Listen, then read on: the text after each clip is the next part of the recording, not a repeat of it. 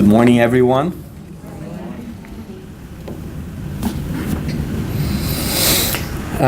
Even though I didn't understand so much the theme for today, it says TBA.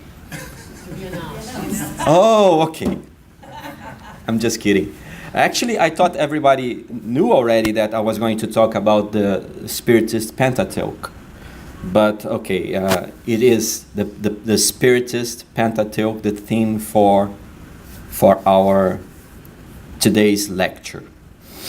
But let me start with you talking about economy. It might sound a little strange, but what happens in economy when people don't have trust? Nothing happens, huh? Collapses. It collapses. We need to be confident about things that are surrounding us in order for us to act.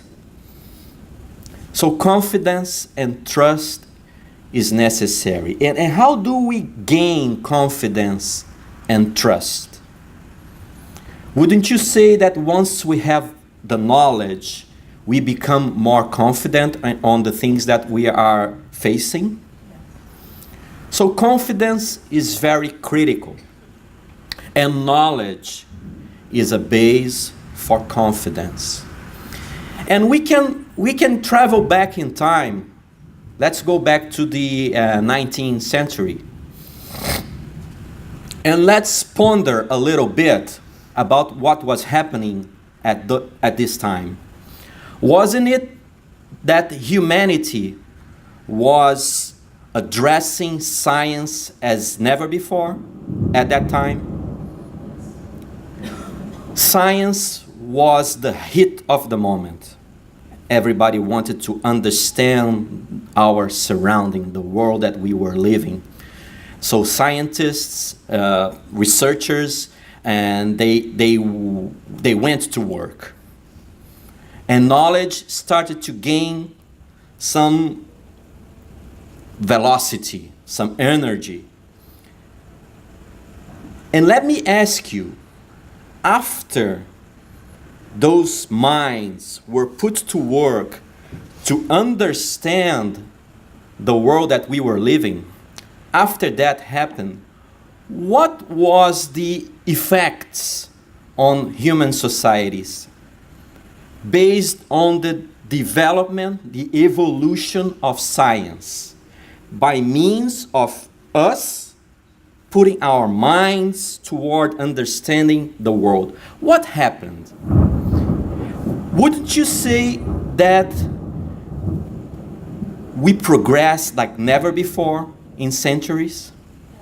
More comfort, more cure, more everything. More knowledge expanded. People became more aware of themselves. Societies evolved.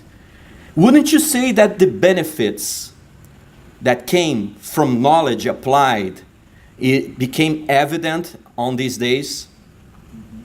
Wouldn't you say that we are, living a more fulfilled lives, with more health and with better care for everything that is surrounding us? Right? So we can see by means of that the wisdom of God by providing us with a third revelation. The Spiritist doctrine, for the ones that are not aware of it, is considered the third revelation of God for humanity. We had Moses, and then we had Jesus Christ, and then we had the Spiritist doctrine. And as a third revelation, we are taking possession of it still these days.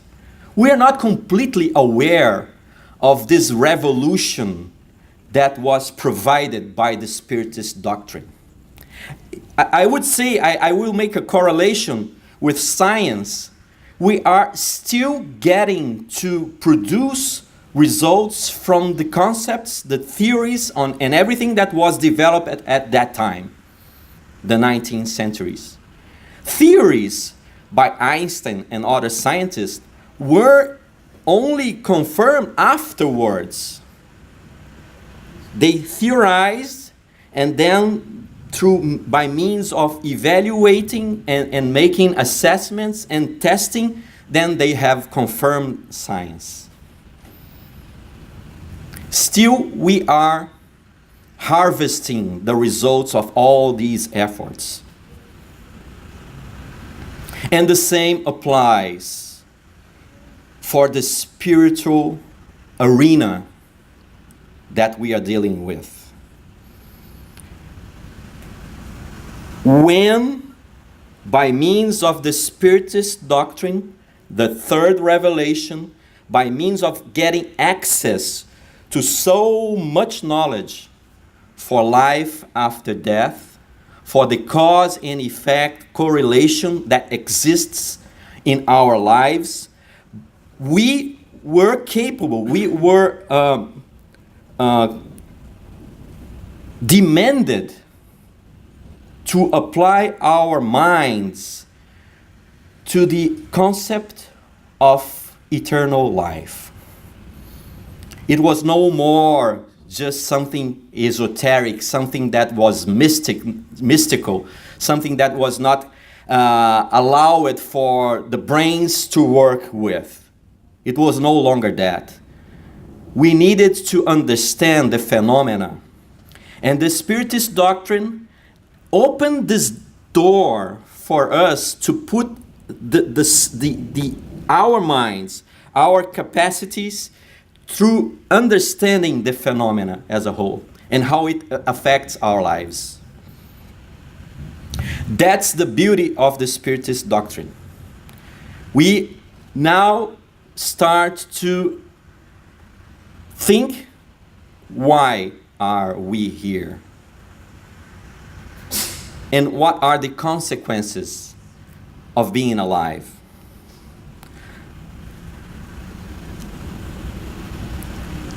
And what was the way by means of which we were conduced to this knowledge? The Spiritist doctrine came as a revelation through mediums. Do everybody understand the idea of mediums? Mediums are people that have this faculty of communicating with spirits that are no longer with a mortal body, discarnated spirits. And by means of them, using them, the third revelation came to humanity. So it's a mistake for people to say that the Spiritists are followers of Allan Kardec. That's a mistake, okay? Many people think that the Spiritists, they adore Allan Kardec. That's another mistake. Did everybody understand what I just said? This is very important. This is very key, okay? The third revelation came to us by the aggregation of messages from the elevated spirits. Spirits that were with the mission of leveraging humanity for another level. And this process demands that we would take charge, we would take responsibility of our role in the universe. Up until the third revelation, we were mere elements of God's actions. We suffered life. Now, we no longer suffer life. We are protagonists. Is there a protagonist word in English? We are protagonists of our lives. Isn't that beautiful? Because now Now, we kind of talk to the boss and say, hey, boss, you've been, nurturing me for so much, for so long, but now I think I can help. Now I think I can do something as well. I'm not only, you've been doing everything for me up until now, but now I think I can do something as well. That's the beauty of the Spiritist doctrine, for telling us that we are part of creation, but we are not only part of creation, but we are active beings of creation, through which God make the whole universe work. And these concepts that we're talking about, they came to us by means of the Pentateuch, the Spiritist Pentateuch, 5 books. 5 books. It's necessary for us to exercise our intellectual capacities and get the knowledge. As we were talking, is it knowledge something that we are going to gain automatically, or do we need to put some effort towards gaining it? We have to put some effort, right? We have to put some effort. So yes, it may be intimidated to see, you see those 5 books. Wow, do I have to read all of this? And the answer would you say yes? Yes, we do. We need to read all of these. We need to understand what's going on around us. We need to be more capacitated to deal with the challenges of life. Just like the introduction that Terry gave to us. We see the beauty of the creation. We see how God is good by putting us into the challenges of life, of everyday living, and at the same time giving us the consolation that everything is going to pass. We are going to surpass all our challenges, all our difficulties. We have the capacity built in on all of us. It's now time for us to understand that we have it. Knowledge is no longer an option. It's no longer a matter of vanity, of pure conversational stuff. Knowledge is the key for us to progress. And by means of progressing, we are happier. We are more fulfilled. We feel that we have a purpose to be here.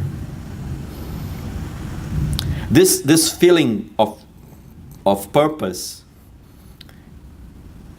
is key for the new era that humanity will face. And actually is facing already.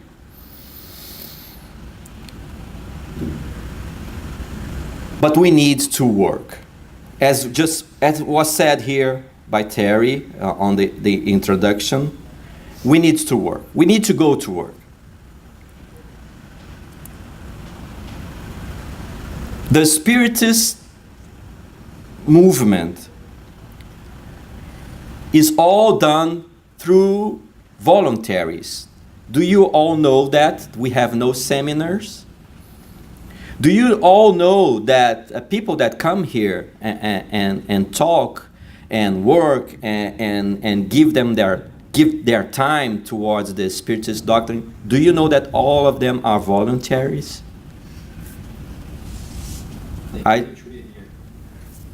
Exactly. So, no longer professional preachers are necessary. Every one of us has the responsibility to do our part in this change of this whole atmosphere or psychosphere of this planet. We all have responsibility by managing and controlling our thinking, by praying, and by being our best on all our endeavors. Everything. We need to be our best. That's not only that's not a possession of psychology or positive psychology or neurolinguistics. That's not it.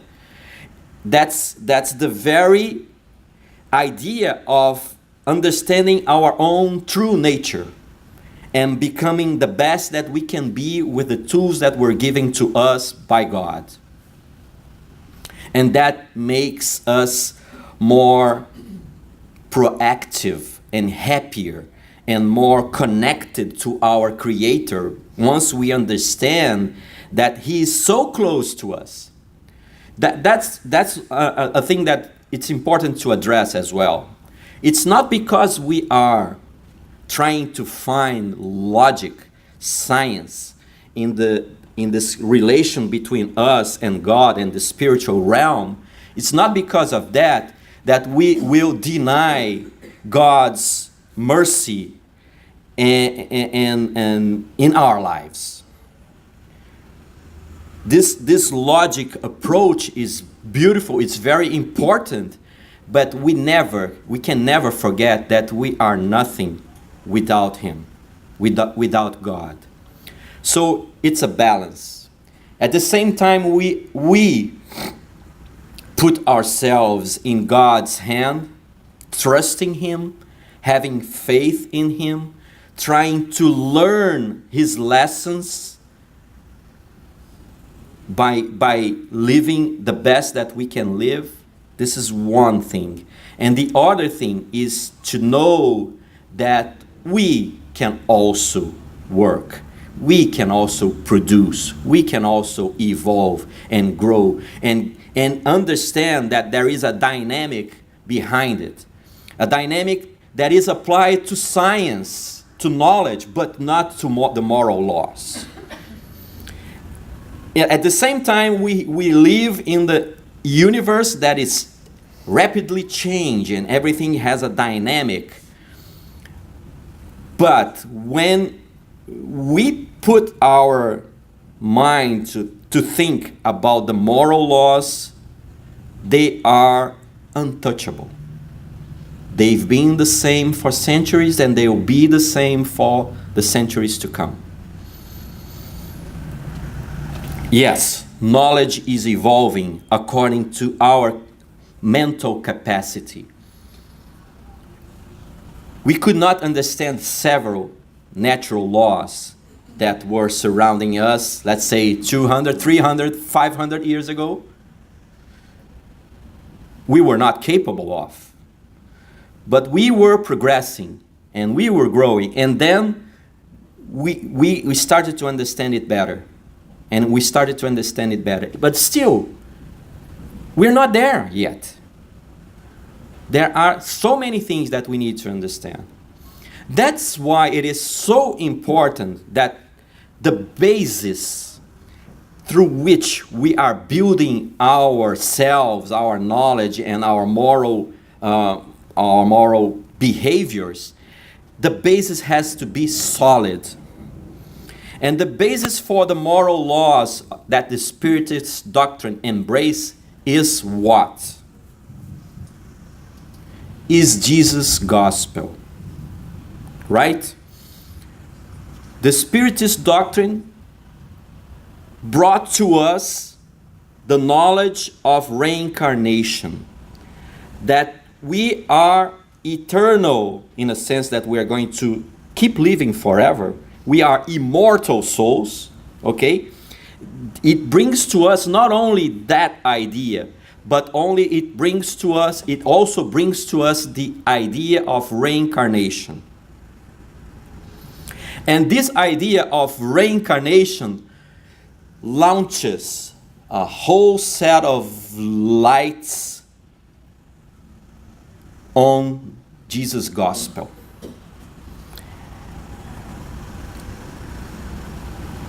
And once we connect knowledge and religion, it has a very, very powerful effect on everything, on individual behaviors and the evolution of societies. That's why the Spiritist doctrine is so very important. That's why Jesus sent to us the third revelation, so that we now start to work together to make things get better. We embrace each other with the purpose of changing the whole planet for better.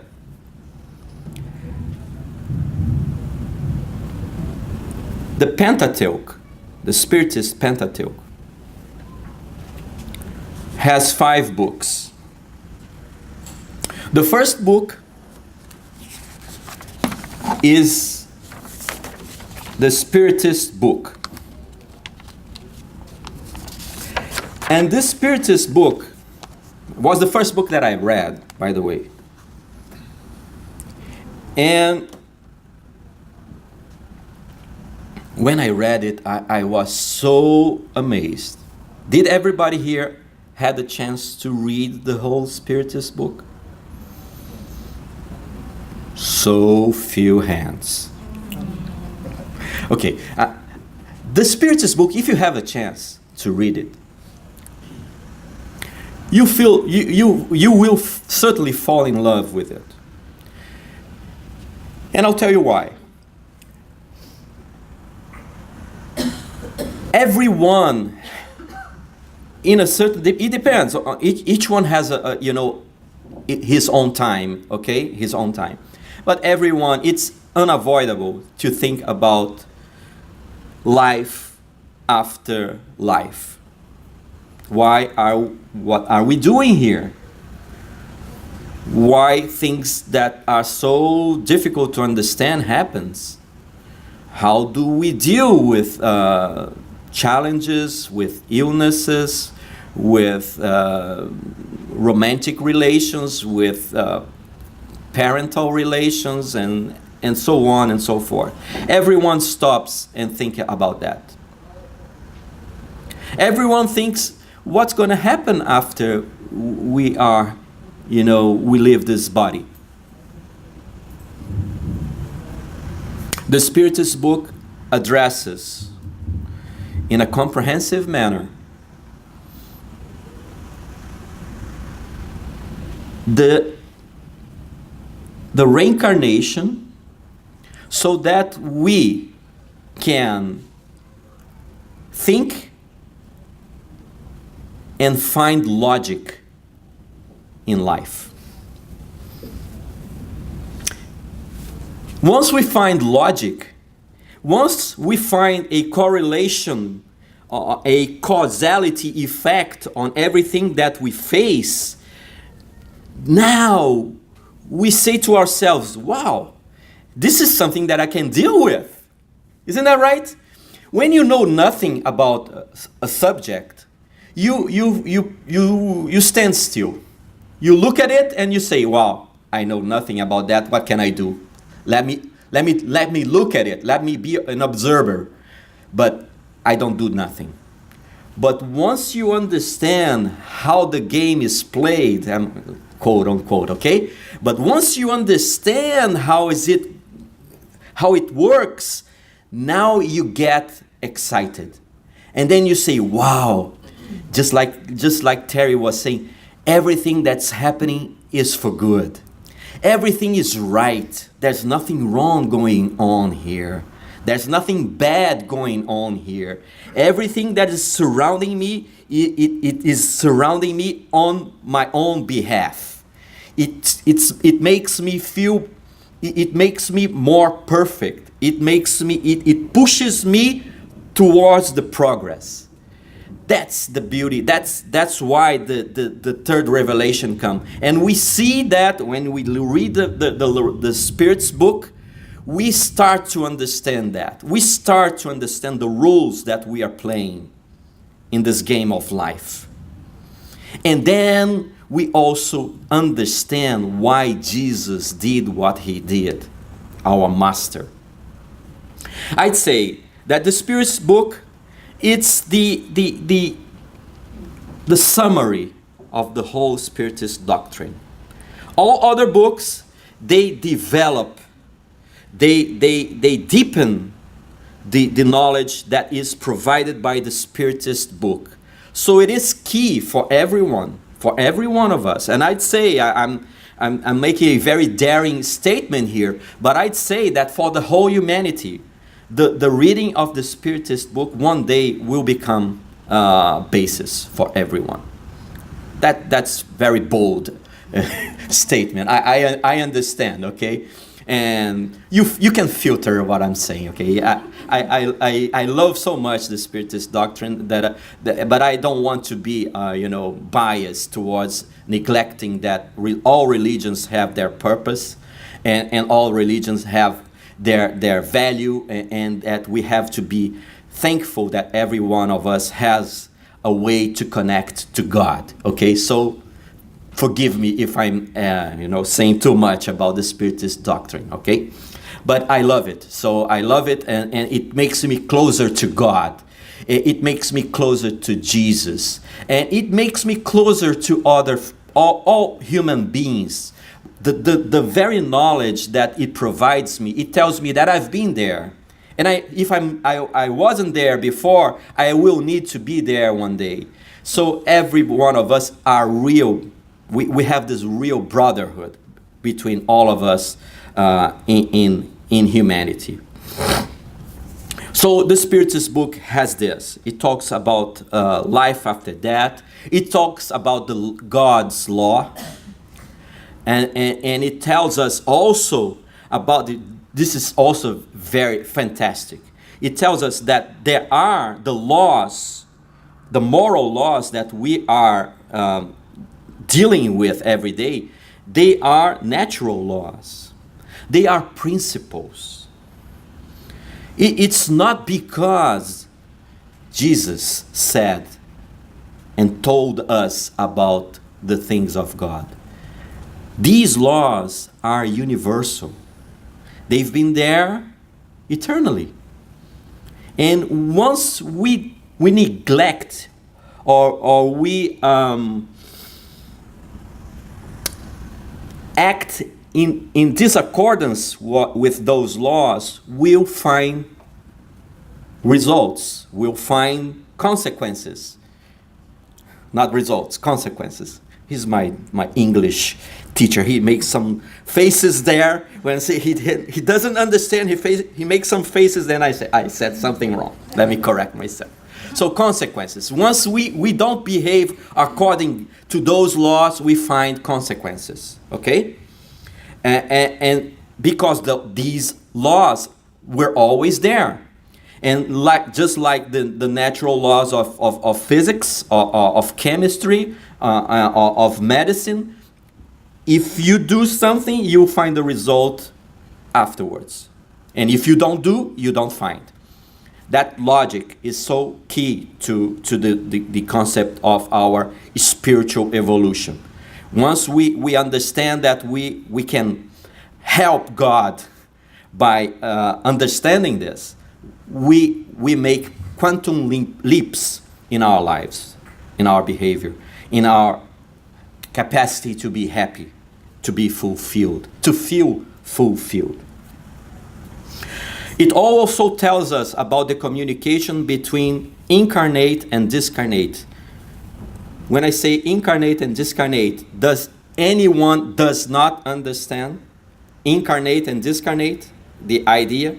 Raise your hand so everybody understand.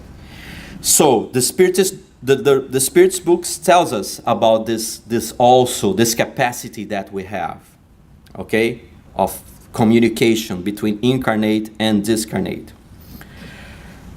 Then we have another book. Well, I'll talk just a little bit about all of them. But please, our house is offering courses on all of these books, or most of them. Take the chance it is so important for all of us. It is so important that we gain this knowledge. We'll never regret getting this knowledge. It can change lives, not only ours, but for the people that we love as well. This knowledge is very important. So the Gospel according to Spiritism is another book. So the Spiritist book is the comprehensive summary of all the Spiritist doctrine. The Gospel according to Spiritism, it recognizes Jesus' laws as the moral laws for humanity. It tells us that by means of having the concept of reincarnation, a lot of those Jesus teachings, they become more powerful. They become more logic, and then we can be better equipped to live these principles. We're talking about principles here.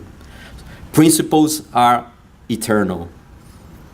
And that's the idea behind the Spiritist doctrine, to provide morally a set of principles that are eternal, and scientifically to provide us with a framework for our evolution by understanding our environment better every day. Not only that, but it provides us with the spiritual science that tells us about many other things that we were incapable of understanding until this idea of a spiritual body to become part of our knowledge.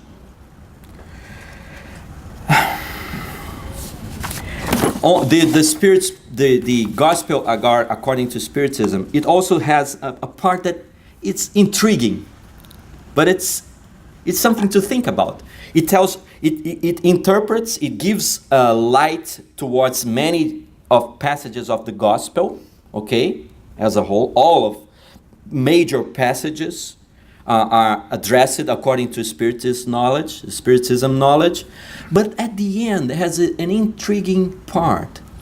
It is prayers, Spiritist prayers.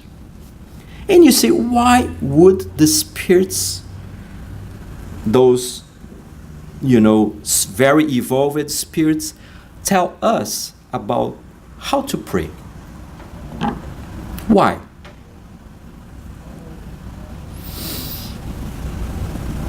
Nobody dare to answer? To give us ideas, inspiration. Very good, very good. So, by giving us prayers in this new setting of existence, existential comprehension, by giving us prayers, pre-formatted prayers, we start to change our focus on what is most important, what is not merely things that are irrelevant for our immortal souls. By giving us this idea, we understand that, for instance, a good friend is discarnating in a process of leaving this world for another world. Okay? It's a natural process. Do everybody understand that? It's a natural process. It's painful though, but it's natural, right? I'm giving just an example, okay, people, okay? But once we understand that we are immortal, that we are facing natural processes, our mind, when we think and we pray in a situation like that, has a different setting, a different focus. We pray that our good friend that is discarnated to be helped by his spiritual masters in order to pass through as softly as possible through this process. We ask for God to give us peace, to give us consolation, and to provide to the whole family hope that everything is going to be all right for everyone. And we avoid desperate prayers that has no, good results for everyone. This example was, did you guys understand more or less? We'll have answer and question afterwards, okay? But that's the beauty of it as well. I could also talk a lot about the gospel of God according to Spiritism, but let's talk a little bit about the Genesis. The Genesis is the book that addresses this beautiful, let's say, this historical embrace between science and religion. We are finally in a new era when both critical, fundamental aspects of humanity are together, finally together. So the Genesis is the book that addresses it. It tells us how we can apply knowledge to understanding the whole universe. And it also portrays the Spiritist doctrine as the third revelation. Okay? There's another book, very important book, on the Pentateuch, which is called Heaven and Hell. Heaven and Hell, it shatters the idea of eternal bliss, or eternal condemnation, or eternal hell after one existence. Can you understand what I said? Okay, good. So that's the heaven and hell. It shatters. No more mystic things, no more eternal condemnation or eternal bliss. We are evolving. We are, facing the results of our endeavors, of our actions, and everything has a logic, a coherence, structure behind everything. And it also provides us with a set of testimonials of the spirits that left this realm to the spiritual realm in different conditions.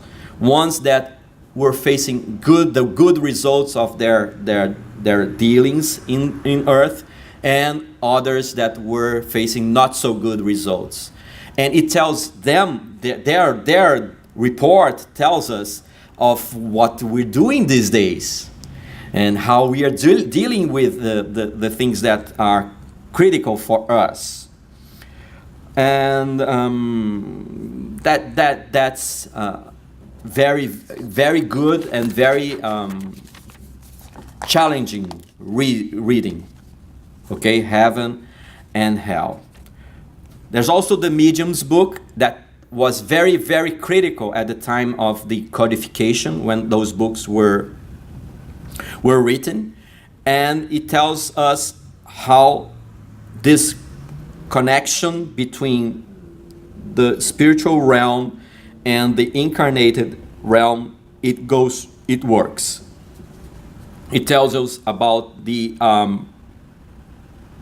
importance of having a more serious, more respectful approach in order to address the spirits. And it's not, something that we can do without preparation. It tells us how to deal with that and how to make it more respectful. And I guess I've covered all of them. Okay? So these books, they need to be studied. We try to provide the resources in our house for people to get to know them. Those studies groups, they are a way for us to debate and to evolve with the Spiritist doctrine. And we try to make it easier for everyone.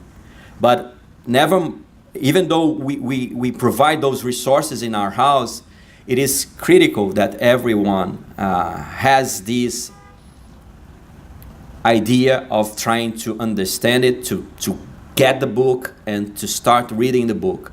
I'll tell you, you will love all of them. It's very, very important. So I appreciate the attention of everyone.